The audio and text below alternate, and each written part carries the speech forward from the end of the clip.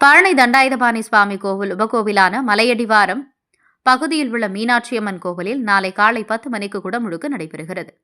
திண்டுக்கல் மாவட்டம் பழனி தண்டாயுதபாணி சுவாமி கோவிலின் உபகோவிலான இந்த கோவிலில் மீனாட்சியம்மனும் சுந்தரேஸ்வரரும் தனித்தனி சன்னதியில் பக்தர்களுக்கு அருள் பாலிக்கின்றனர்.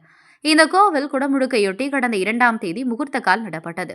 தொடர்ந்து நேற்று காலை புனிதமண் எடுத்தல், திருக்குடங்கள் நிரவுதல், முதல் கால பூஜை ஆகியவை நடைபெற்றது. இன்று காலை 2ஆம் கால வேள்வியும் மாலையில் 3ஆம் கால வேள்வியும் நடைபெறுகின்றன. நாளை அதிகாலை 4ஆம் கால வேள்வி நிறைவு செய்யப்பட்டு காலை 10 மணிக்கு யாக பூஜையிலிருந்து புனித நீர் நிரப்பப்பட்ட கலசங்கள் கோபுரத்துக்கு எடுத்து செல்லப்பட்டு குடமுழுக்கு நடைபெறுகிறது. இதற்கான ஏற்பாடுகளை கோவில் இணை ஆணையர் மாரிமுத்து, அறங்காவலர் குழு தலைவர் சுப்பிரமணியம் தலைமையில் அதிகாரிகள், அறங்காவலர்கள், அலுவலர்கள் செய்து வருகின்றனர்.